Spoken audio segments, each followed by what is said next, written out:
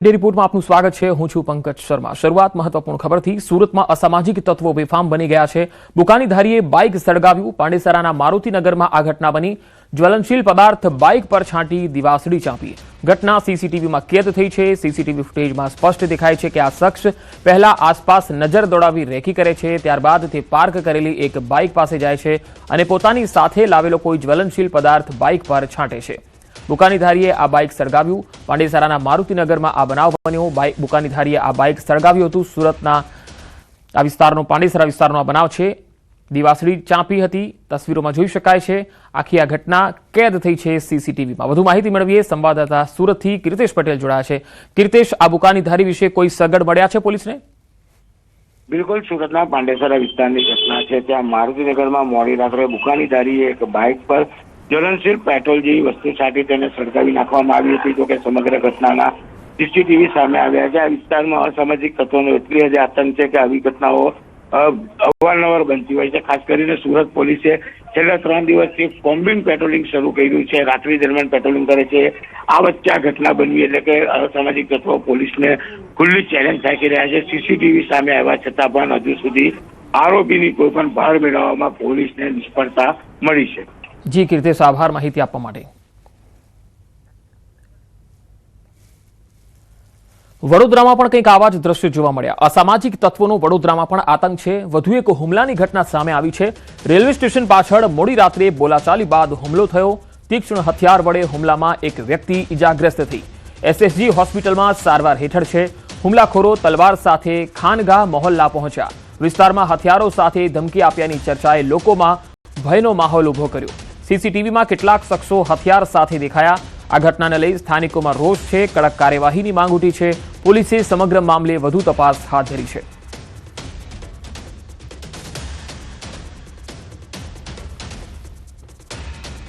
તો સુરત અને વડોદરા આ બંને જગ્યાએ આવા દ્રશ્યો આપણે જોયા, જ્યાં અસામાજિક તત્વો જે પોલીસને ખુલ્લો ચેલેન્જ આપી રહ્યા છે, પડકાર આપી રહ્યા છે। આ બે તસવીરો જુઓ, સુરત અને અમદાવાદ, સુરત અને વડોદરા આ બંને તસવીરો છે, જેમાં તમે જોઈ શકો છો અસામાજિક તત્વોનો આતંક। એક તસવીરમાં એક અસામાજિક તત્વ છે એ બાઇકને કેરોસીન છાંટી અને આગ ચાંપી દે છે અને ત્યાંથી નીકળી જાય છે, બુકાની પહેરીને આવે છે। અને બીજી તસવીરમાં તમે જોઈ શકો છો જે વડોદરાની છે, જ્યાં મોડી રાત્રે બોલાચાલી બાદ હુમલો થયો અને કેટલાક અસામાજિક તત્વોએ અહીંયા આતંક મચાવ્યો। રેલવે સ્ટેશનની પાછળના વિસ્તારનો આ બનાવ છે અને જે અસામાજિક તત્વ છે એ સીસીટીવીમાં પણ જોઈ શકાય છે, જેઓ તીક્ષ્ણ હથિયારથી હુમલો કરવા પહોંચ્યા હતા।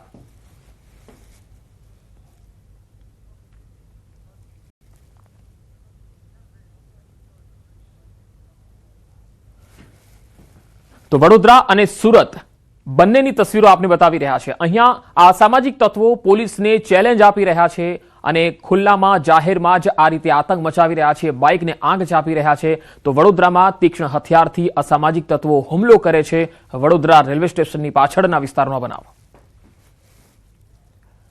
કચ્છના ગાંધીધામમાં રાતોરાત બમ્પ બનાવી દેવાતા હાલાકી પડી છે। રોડ પર બમ્પથી વાહનો ઉછળ્યા હતા। આ બમ્પ બનાવવાના કારણે ત્યાંથી જે વાહનો પસાર થાય છે એ વાહનોનો વિડીયો પણ વાયરલ થયો છે। કચ્છના ગાંધીધામના ટાગોર રોડ પર લીલા હોસ્પિટલ અને ગુરુકુળ ગેટ નજીક રાતોરાત બનાવવામાં આવેલા આ બમ્પર વાહન ચાલકો માટે મુશ્કેલીનું કારણ બન્યા છે અને અનેક વાહનો આ બમ્પ પરથી જ્યારે પસાર થાય છે, ઝડપથી જવા માંગે છે, ત્યારે હવામાં ઉછળતા હોય એ પ્રકારનો વિડીયો સોશિયલ મીડિયામાં વાયરલ થઈ રહ્યો છે। કારણ કે ઘણાને ખબર નથી કે અહીંયા બ્રેક બમ્પર છે અને તેના કારણે ઘણા લોકો સ્પીડમાં ગાડી અને વાહનો હંકારે છે અને પછી ત્યાંથી વાહનો ઉછળતા હોય એવા દ્રશ્યો સામે આવે છે। સ્થાનિકોમાં આ બમ્પની ઊંચાઈ અને તેની ડિઝાઇન અંગે ચર્ચાઓ શરૂ થઈ છે। તો રોડ પર બમ્પથી વાહનો ઉછળી રહ્યા છે। આ તસવીરો તમે જોઈ શકો છો।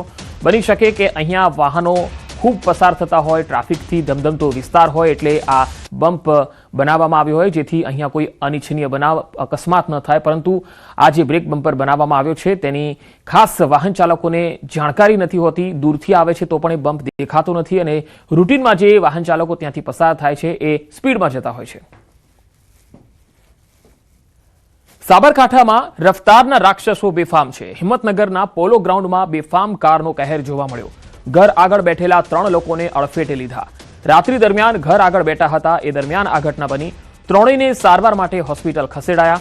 સ્થાનિક પોલીસે કાર સહિત ચાલકને ઝડપી લીધો। અકસ્માતની આખી ઘટના સીસીટીવીમાં કેદ થઈ છે। આ તસવીરો જુઓ।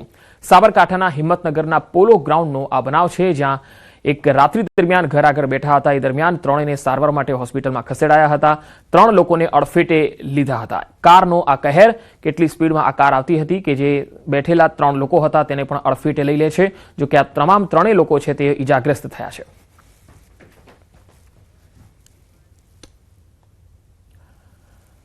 હવે આણંદમાં જોખમી સવારીનો એક વિડીયો સામે આવ્યો છે, એ આપને બતાવીએ. વાસદ ધર્મજ બગોદરા હાઈવેનો આ વિડીયો છે જે વાયરલ થઈ રહ્યો છે. આ તસવીરો જુઓ.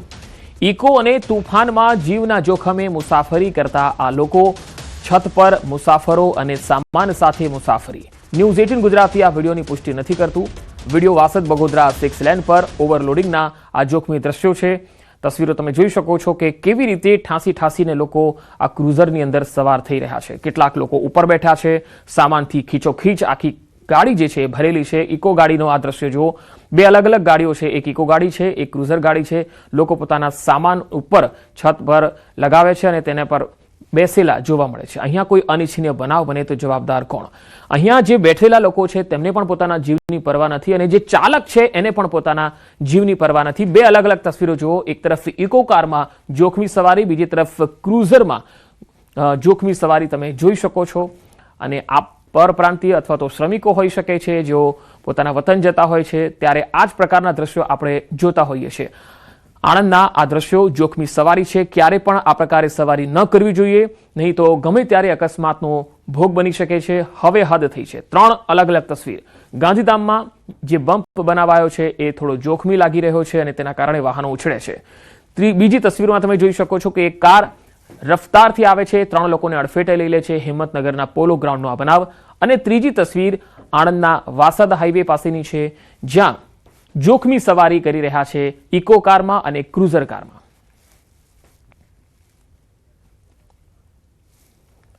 નર્મદામાં ડેડિયાપાડાની બેઠકમાં સાંસદ મનસુખ વસાવા વિફર્યા છે. પોતાની જ પાર્ટીના કાર્યકર્તાઓ પર આકરા પ્રહાર કર્યા. પાર્ટીના કેટલાક લોકો તરફથી સહકાર ન મળતો હોવાનો આ સાંસદે આક્ષેપ લગાવ્યો. સમય આવશે ત્યારે ખુલ્લા પાડીશ. મનસુખ વસાવા કહે છે કે દારૂ જુગારના અડ્ડા ચલાવનારાઓને હું ચેતવણી આપું છું. તેમણે એવું કહ્યું કે આવા લોકો જ સમાજને નુકસાન કરે છે. પક્ષ કે પદની પરવા વિના કાર્યવાહીનો ઇશારો તેમણે કર્યો. ગમે તે પક્ષ હશે હું જાહેરમાં ખુલ્લા પાડીશ. વિરોધ પક્ષ નહીં, પોતાના જ લોકો નડે છે એવું પણ તેમણે કહ્યું.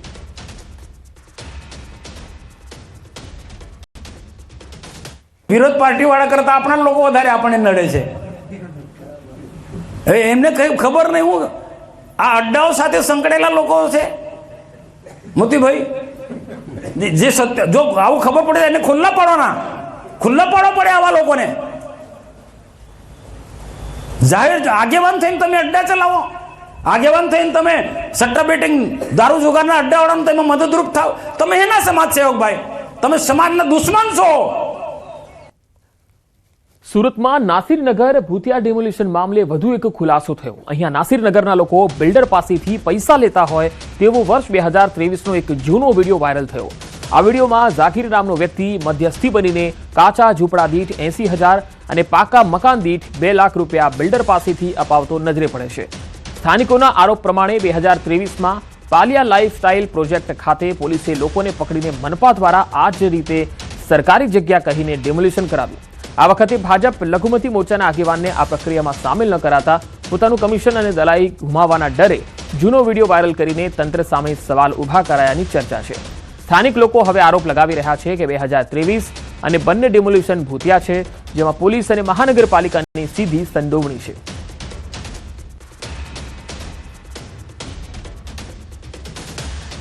તો 2023નો ડિમોલિશનનો આ વિડીયો છે જે સામે આવ્યો અને 2023ના વિડીયોને લઈને સ્થાનિક તંત્રની ભૂમિકા છે તેને લઈને સવાલ ઉઠી રહ્યા છે. સ્થાનિકોએ સ્થાનિક તંત્ર સામે સવાલ પણ ઉઠાવ્યા છે. સ્થાનિકોનો આક્ષેપ છે કે પોલીસ અને મનપાની સંડોવણી છે. નાસિરનગર ડિમોલિશન મામલે આ વધુ એક ખુલાસો. 2 અલગ અલગ તસવીરમાં તમે જોઈ શકો છો 2023નો જે વાયરલ વિડીયો છે. આમાં છે ને કે બહારવાળા લોકો આ પ્રજાને, ગરીબ પ્રજા ને ડાયરેક્ટ ગેરમાર્ગ દોરવામાં આવે, ખોટી રીતના એ લોકોને ડાયરેક્ટ સોશિયલ મીડિયામાં વિડીયો મોકલવામાં અને મારા વિરુદ્ધમાં પણ કર્યું. એટલે મારું મન થયું નહીં. એટલે હું પહેલા દિવસે ગયો, બીજે દિવસે મારું જ્યારે સાંભળ્યું એટલે મારું મન થયું નહીં, એટલે હું નહીં ગયો રજૂઆત કરવા. સરકારને એવું થયું કે ટ્રાફિક વધારે થાય છે ને અહીંથી ડિમોલેશન કરવાનું, રોડ રસ્તા કાઢવાના, તો સરકારે ડાયરેક્ટ અહીંથી રોડ રસ્તા કાઢી હવે સરકારથી એક જ ઉમ્મીદ છે કે બધાને તમે રૂમ ફાડી આવ્યા. બિલકુલ તદ્દન ખોટી વાત. બિલ્ડરની જગ્યા જ નથી આમાં. બિલ્ડરની જગ્યા હોત તો આપણે ડાયરેક્ટ બિલ્ડરનું એમાં કોઈ લેવા દેવું જ નથી. ચોક બજાર વિસ્તારના નાસીરનગરના ભૂતિયા ડિમોલેશનનો આજે 16મો દિવસ છે અને સવાર પડતા એક નવો ખુલાસો થાય છે. હું દ્રશ્ય બતાવવા માંગીશ કે આ નાસીરનગરના ભૂતિયા ડિમોલેશનમાં 16 દિવસ બાદ કોઈ પણ જાતની કાર્યવાહી કરવામાં નથી આવી, પણ ચોક્કસ એક વિડીયો વાયરલ થયો છે કે અહીંમાં રહેતા જે મકાન માલિકો છે તે બિલ્ડર પાસેથી રૂપિયા લેતા એવો એક વિડીયો વાયરલ થયો છે. પણ આ વિડીયો આજનો નથી, 2023નો છે. હું કેમેરામેન જીગરને કહીશ કે એક દ્રશ્ય બતાવવા માંગશે કે બાજુમાં જે કન્સ્ટ્રક્શન સાઇટ છે, પાલિયા લાઇફસ્ટાઇલ નામનો પ્રોજેક્ટ છે, અહીંયા પણ 250 થી 300 ઝૂંપડા આવ્યા હતા. ત્યાં પણ ભૂતિયા ડિમોલેશન કરવામાં આવ્યું હતું અને તંત્રમાં વિરોધના સૂર ઉઠે પહેલા તમામ લોકોને પૈસા આપવામાં આવ્યા હતા. જોકે તે સમયે પૈસાનો કારભાર કરવાવાળા વ્યક્તિઓ અત્યારના ડિમોલેશનમાં તેમને ઇન્વોલ્વ કરવામાં નથી આવ્યા, જેને લઈને બિલ્ડર અને તંત્રની પોલ ખોલવા માટે હવે 2 વર્ષ 2023માં જે ડિમોલેશન થયું તેના વિડીયો વાયરલ કરવામાં આવી રહ્યા છે. ત્યારે 2023માં જે ભોગ બનનારા લોકો આપણી સાથે જ આપણે સીધા વાત કરીએ. ભાઈ સાહેબ, પહેલે આપકા નામ? वाजिद भाई, एक वीडियो वायरल हुआ है कि जो इधर नासिर नगर में रहते हैं उनके मकान तोड़ने के बाद पैसे लेते हुए, वो वीडियो अभी का है, पुराना है, क्या है? 2023 का है और वो सही है, गलत नहीं है वीडियो. उन्होंने 80-80 हज़ार रुपये देके झोपड़ा खाली करवाया और मेरे वालों को 2-2 लाख रुपए देके खाली करवाया और पुलिस प्रोटेक्शन के साथ करवाया था. प्राइवेट जगह बोला ना, सरकारी बोला, हमको आगे सीधा खाली करने का बोला. ये बोलते खाली करो, हमारे को जगह है, सरकारी जगह है, पर ये पालिया वाले की है. वर्षों से उनके बाप ने हमको दे दिया था, ये जगह गरीबों को दे दिया है. उठा के लेके चले गए, मेरे पापा को लेके चले गए, उसके पीछे हम दौड़े तो हम भी चले गए. उतनी देर में फिर यहाँ बुलडोजर फिरा दिया. सरकारी जगह बोली थी और हमारे को ये बोला था कि अगर तुमने खाली नहीं किया तो यहाँ से सरकारी आके उठा के तुम्हारे को ले जाएंगे पुलिस वाले. अभी नहीं आ रहे क्योंकि पहली बार का जो वीडियो हुआ वो वायरल था ना, इनको पता चल चुका है कि पहले जो इन्होंने खाए थे, जो अब इनको वो था कि भाई हजू मेरे को मिलेगा, पर अब वो नहीं मिला, इसलिए वायरल कर दिया. वो वीडियो इसीलिए वायरल हो चुका है. બિલકુલ સ્થાનિક લોકોની વાતમાં દમ છે. 2023માં જે આગેવાનો વચ્ચે રહ્યા હતા, કમિશન ખાધું હતું, એ કમિશન લોકોને આ ફેરી નથી રાખ્યા એટલે 2023નો વિડીયો વાયરલ કરવામાં આવ્યો છે. એટલે કે પહેલી વખત ભૂતિયા ડિમોલેશન નથી થયું ને ભૂતિયા ડિમોલેશન સીધી રીતે પોલીસની હાજરીમાં મહાનગરપાલિકાએ બિલ્ડરના ફાયદા માટે કર્યું છે એવું સ્પષ્ટપણે દેખાય છે. તે છતાં પણ તંત્ર કાર્યવાહી નથી કરતું. કેમેરામેન જીગર ગુગલ સાથે કીર્તેશ પટેલ, ન્યૂઝ 18 ગુજરાતી, સુરત. પંચમહાલમાં રમેશ કટારાએ માફી માંગી. શિક્ષકોની કાર્યપદ્ધતિ પર તેમણે નિવેદન આપ્યું હતું. તેઓએ સહેજ પણ ખચકાટ અનુભવ્યા વિના શિક્ષકોની માફી માંગી અને પોતાનું નિવેદન પરત ખેંચ્યું. રાજ્યકક્ષા કૃષિમંત્રી રમેશભાઈ કટારાએ શિક્ષકોની કાર્યપદ્ધતિ પર કરાયેલા ઉદ્બોધન અંગે માફી માંગી. ગોધરા ખાતે વિકસિત ભારત સંકલ્પ સંમેલનમાં પ્રાસંગિક ઉદ્બોધનમાં રમેશ કટારાએ શિક્ષકોના પગાર સહિત કાર્યપદ્ધતિ અને મોબાઈલ ઉપયોગ મુદ્દે હળવી શૈલીમાં આડકતરી રીતે ટકોર કરી હતી.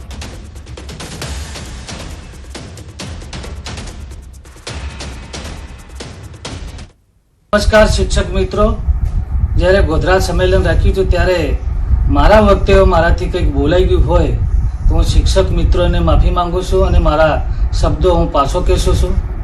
નમસ્કાર શિક્ષક મિત્રો, જ્યારે ગોધરા સંમેલન રાખ્યું હતું ત્યારે મારા વખતે મારાથી કંઈક બોલાઈ ગયું હોય તો હું શિક્ષક મિત્રોને માફી માંગુ છું અને મારા શબ્દો હું પાછો કહેશું છું.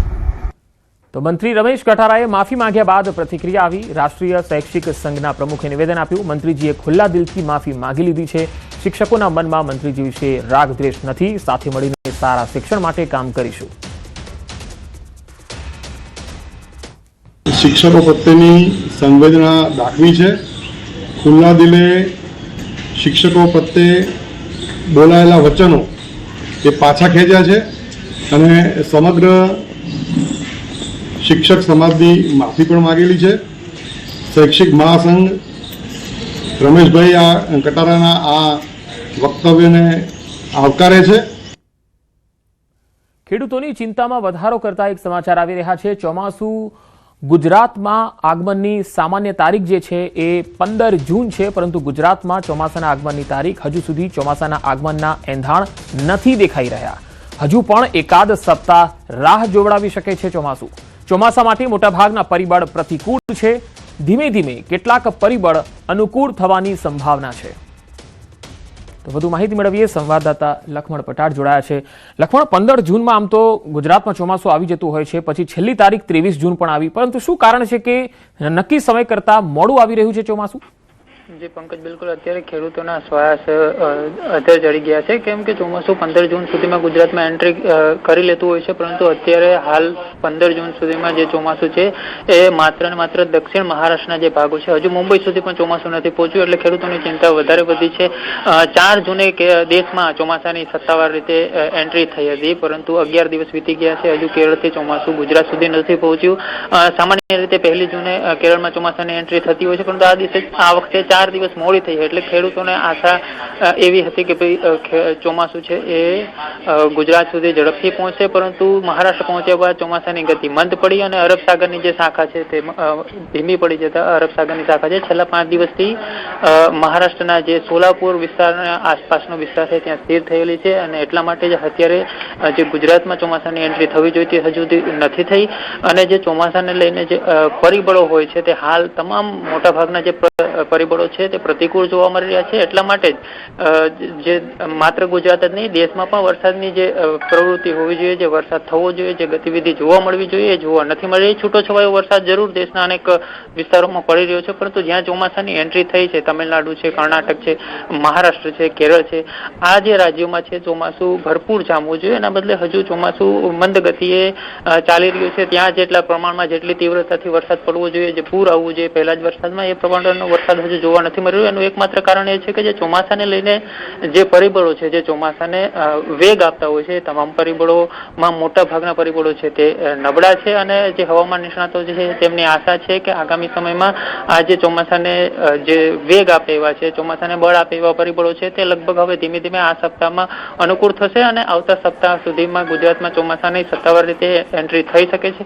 હાલ જે MJO છે તે ફેઝ 8 થી ફેઝ 1માં આવી રહ્યો છે, એટલે કે મતલબ ભારતની નજીક આવી રહ્યો છે, એટલે હવામાન નિષ્ણાતો એવી આશા વ્યક્ત કરી રહ્યા છે કે જો એ જ પ્રમાણેની સ્થિતિ રહી તો MJO આવશે, અને જે જૂનના અંત સુધીમાં જૂનનું છેલ્લું સપ્તાહ છે ત્યાંથી લઈને જુલાઈના પહેલા સપ્તાહ સુધીમાં ગુજરાતમાં સારો એવો વરસાદ જોવા મળી શકે છે.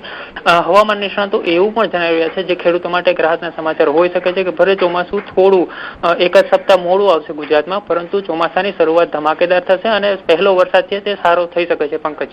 જી લખમણ, આભાર માહિતી આપવા માટે.